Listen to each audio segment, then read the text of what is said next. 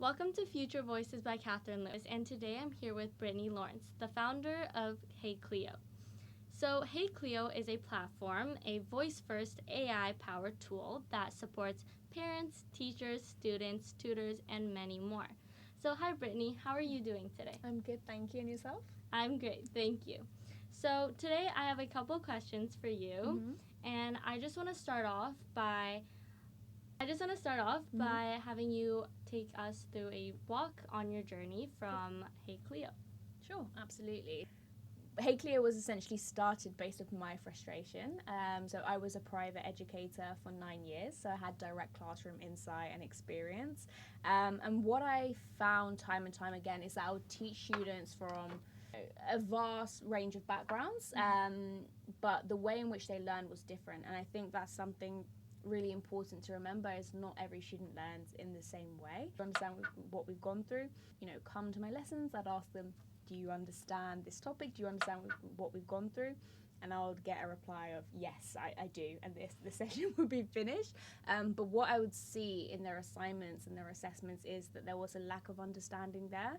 And when I'd ask them to explain that topic back, using their voice and speak out loud, they weren't able to, which showed me that there was a clear learning gap there. So what we say is that students don't cheat because of bad behavior, but because of learning gaps. And now with the implementation of tools like ChatGPT, Gemini, those kind of tools, a lot of students turn to those tools to fill in those learning gaps. So that's how we developed Hey Cleo. It was essentially built because I was frustrated and I really wanted to be able to view my students' understanding in a real way and allow other educators to kind of gain that insight as well. Yeah, nice. I feel like this is perfect, especially like adapting to the new AI usages, especially within students. Hey Cleo, and how does it work? Yeah, absolutely. So Hey Cleo is a voice-first AI-powered tool that transforms static assessments into voice-powered interactive learning sessions, and those sessions test students' reasonings, probes them to explain the thinking behind their answer and how they reach that final answer. Essentially, it boosts students' understandings beyond just, again, filling in those learning gaps, but really getting them to think about, okay, how did I reach this final answer? Let's just say they've gone through algebra, for example. How did I reach that final answer? What led me there? And just explaining that reasoning out loud. So educators can kind of upload their own content or choose from our list of topics and set assessments for the students. Nice. So have you had an experience with Hey Cleo from your personal experience? Yeah, so I've kind of used it, with a few students here and there. We've run school pilots as well, and the feedback that we've gotten has been really great. So how does AI actually shape the experience at Hey Cleo in a way that wouldn't be possible anywhere else? Yeah, well, I think it's important to say that we're an AI native platform. So without AI, there wouldn't be a Hey Cleo, essentially. And we're a voice-first platform. So again, with the development of real-time AI voice technology, we've been able to build Hey Cleo to what it is today.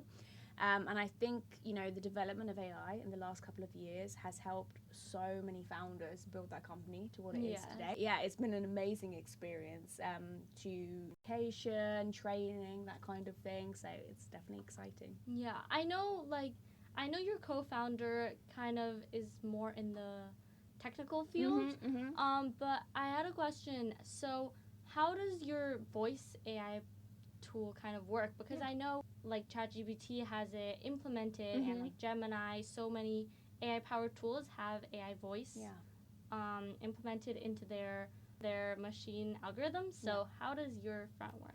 Yeah, so I'd say in terms of what's different between ChatGPT voice or Gemini voice is that our AI voice technology is grounded on real teaching data. So the educators that utilize our platform and set assessments for their students or on Hey Cleo, we take, replications of their lessons, their human lessons, to train the voice technology behind Cleo and ensure that Cleo teaches in a way that your teacher would actually teach you. So it feels familiar, it feels safe, and you feel like you're in a safe kind of learning environment. And that is then used to, train Cleo to deliver curriculum aligned content for the student and make sure that everything is aligned and the learning process is smooth. Nice. Yeah. So is it implemented in schools now? Yes, so we've done a few school pilots previously, but we have 2 new school pilots with academy trusts in the UK, so that's really exciting. They'll be using that as a mixture of in-classroom learning and also for their assessments as well. So for in-classroom learning, we have live Cleo sessions where essentially, for example, if you're in a computer science class, you might use it on the computer. Your teacher will be able to see, how you're answering the questions live, kind of similar to Kahoot, for example, in a classroom, but a bit more interactive in the sense that, your teacher can see exactly what questions you're getting correct and incorrect at the same time. Yeah. Great. And are you planning to expand over to Canada? Yes. So like I mentioned, later towards the end of this year, we'd love to expand into Canada and the US as well. We currently support students in Nigeria, Kenya, so, areas where the British curriculum is quite widely used. Oh, but really? Yeah, but it's there. At the moment, but we'd love to expand into Canada, and I think that, we're bringing something quite new to the market, so we'd love to bring that into. And for the British, do you have their entire curriculum? So in terms of how the curriculum is on the platform, we have the British curriculum mapped out on the platform already. So you can choose an educator that's setting an assessment, can choose from a list of topics, for example, that aligns with the British curriculum. And again, that real teaching data that is utilised on the platform from those teachers using it trains the curriculum and the content to be curriculum aligned constantly. So any kind of adaptations or changes in the curriculum, it uses that real world teaching data to ensure that it's constantly being refined. And is there different voices or like? So in terms of voices, currently we're working towards having, different voices. We do have different avatars on the platform. Oh, really? Yeah, so you can kind of like dress up Cleo. Nice. There's DJ Cleo. Oh my gosh. And we are Inspector Cleo as well, so you can kind of customize Cleo in that sense. And we are working towards, bringing Cleo to younger students as well. There'll be more of a gamified version for them. That would be great. So that's something exciting that we're looking forward to. So for your target audience, what is the broad spectrum of that? Yeah, so in terms of our target audience, it's currently students aged 13 to 16. That utilise the platform. In terms of younger audiences, we are looking to, cater them as well. However, with safeguarding and just making sure that they're using AI in a responsible way, that's something that we really want to get correct first, and making sure fine for them, and then bringing it to those audiences. I think that's one of the most important things, is making sure that they'll use it in a responsible way. Yeah, I think that's definitely really important for our next generation. It's the ethical use of AI, not actually using it just for doing the actual assignments and replacing, but instead implementing it, leveraging it. I think that's definitely using it to help MAI and Hey Cleo look like towards, which is just like using it to help leverage and not replace. Exactly. Yeah. So what has been one of your biggest challenges, you would say, during your Hey Cleo experience? Yeah, I would say one of the biggest challenges during this experience has been, understanding how to, again, like I was saying before, cater to those younger audiences. Also, again, making sure that the content is resonating with students in the best way possible. Yeah. Not every student learns in the same way. So overcoming those obstacles to see, okay, what different kind of assessments can we introduce onto Cleo? All defence assessments, we have our standard assessments as well, and just making sure that we can cater to different kinds of students across the platform.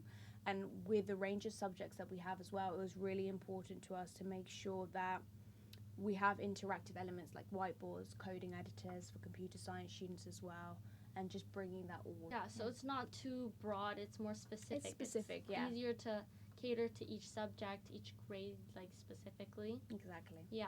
So how are you going to implement it with younger students? Like, what is your ideas? Yeah. So in terms of implementing it with younger students, we have a lot of ideas, I would say. But gamification is the main one, in terms of how can we ensure that Cleo is educational but fun at the same time. So kind of, guiding students potentially along a journey mode, a story, and just making it more gamified in that sense.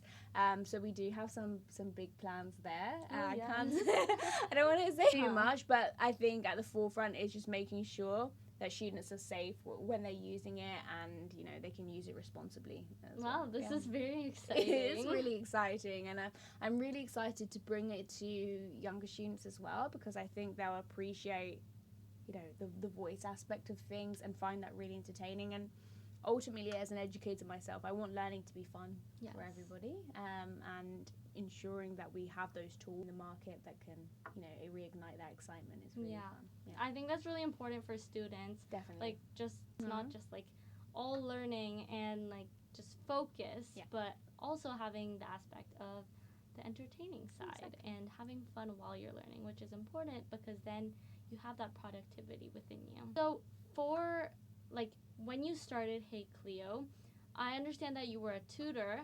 What kind of made you have that ideation, like, oh, I want to make it into a business and I want to actually help other students? Definitely. So I would say it was just, like frustration reaches a certain point and you want to do something to help not only your students but other students across the country, across the world, wherever it may be. And my co-founder had the technical experience as well. So he had the experience of building high reliable voice systems. So we kind of went into it together. I kind of pulled him out of his role, and we went into it and built it together.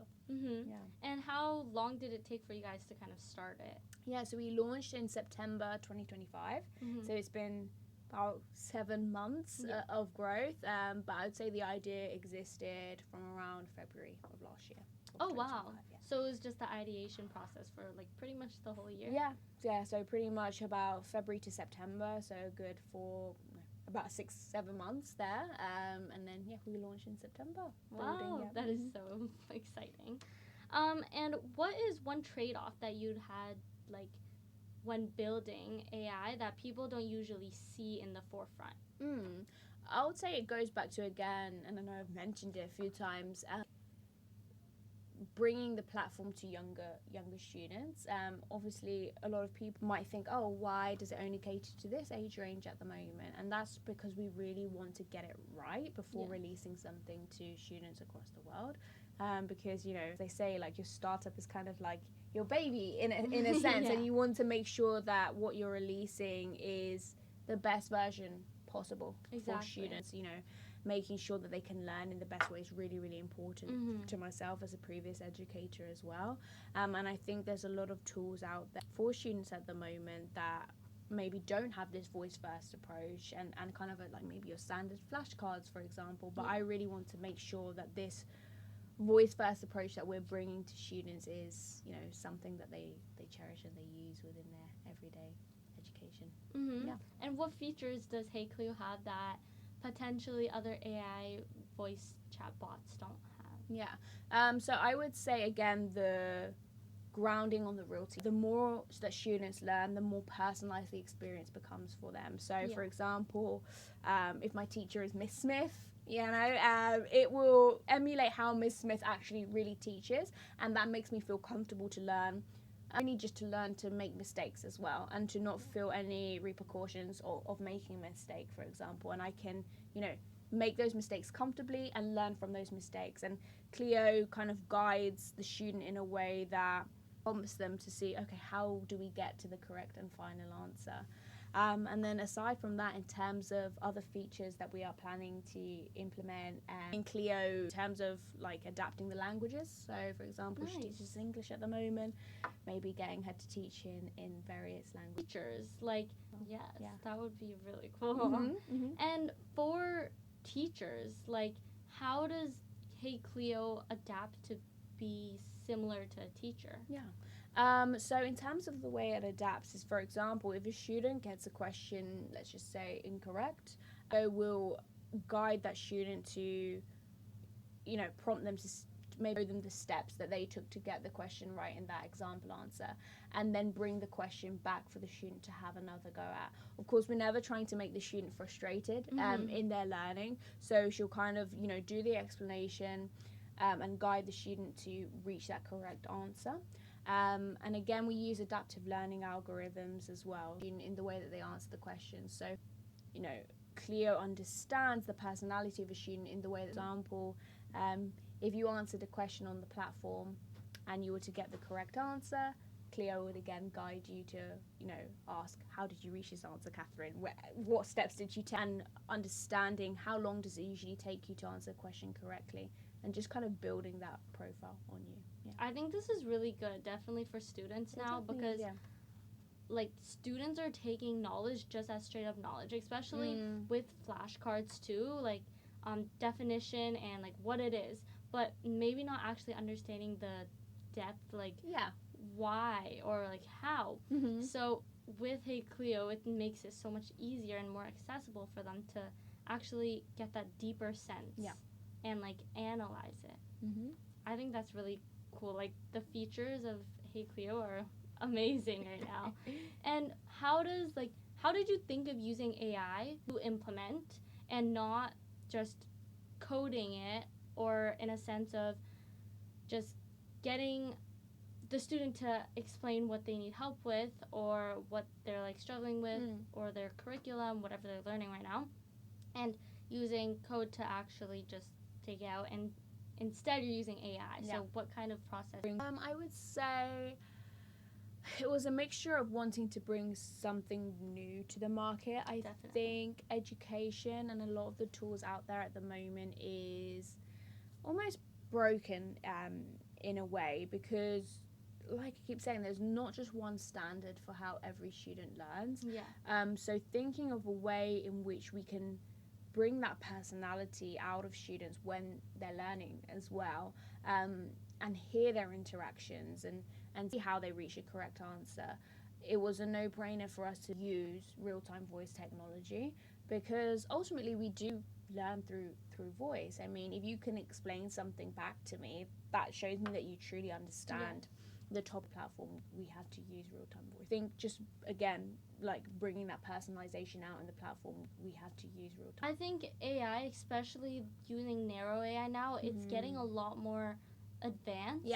And with that, it's so much easier to adapt to like different students, their needs, and I think it's a lot more better than if you were to just code it too.